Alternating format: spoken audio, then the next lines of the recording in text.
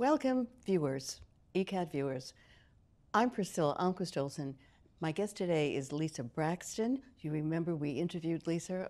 She's a local author, Eastonite, and she's come out with her second book called Dancing Between the Raindrops. And it's a personal memoir.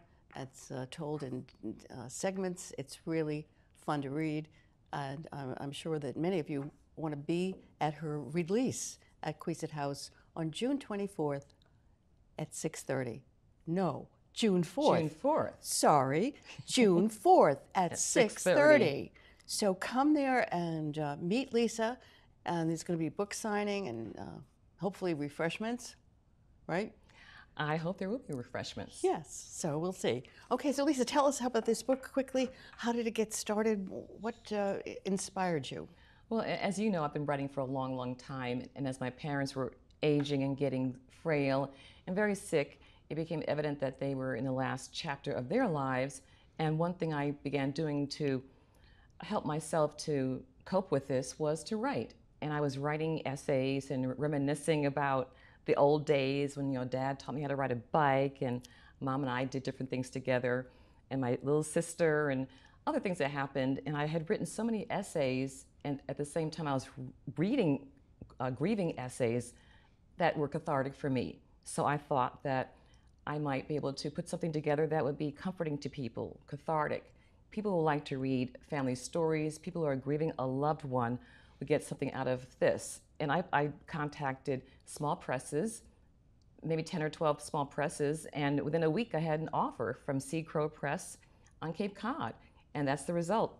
My book with plenty of photos in it and family stories, and I think that people will love it if they come to Queeset House on June 4th at 6:30 to hear me talk more about my story. Yes. Now, did your parents live long enough to be able to read this book? They did not. They lived long enough to see my other book, my novel. But I wrote this and put this together after they passed away. And some of the stories are as they're passing away. I'm writing about those things that occurred. Mom passed away in 2020, Dad in 2022. So I have stories about Mom and Dad. And I wish they could see it, but I think they're looking down and very, very pleased with what I've done with this. Yeah. And so this is going to be a guide for those who are coping with grief, and obviously those who aren't coping, for a lesson on how to cope when the time comes. Yes, my father had dementia and Alzheimer's, so there was some actually funny moments that occurred with him thinking he was going to start another business at the age of 89, and him driving up on the sidewalk of City Hall, and he's going to go into a meeting that didn't actually occur. So there's some very touching and moving stories, but also there's some humor in it. And friends have told me who've read it that they've laughed, they've cried, they've related to it, because people who've gone through that with their parents and other family members could relate to it. So there's a range of emotions that you'll feel if you read my book. Yes. And The Talking Drum, that was your first novel, wasn't it?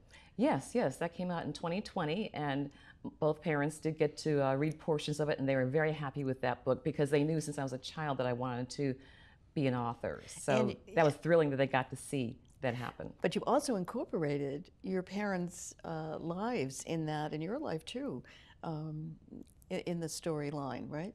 Yes, my main characters owned a business in the early 1970s, and husband and wife, as my parents, husband and wife, owned a business beginning in 1969 in an urban area of Bridgeport, Connecticut.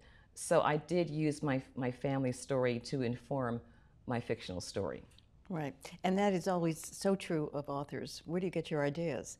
From your own history, from the present times, and from your imagination. Thank you so much, Lisa. And remember to put in your calendar June 4th, Queeset House in Northeastern, and the time is 6:30. Come a little early so you can get a good seat and enjoy the presentation and hopefully some nice refreshments. Thank you, Lisa. Thank you.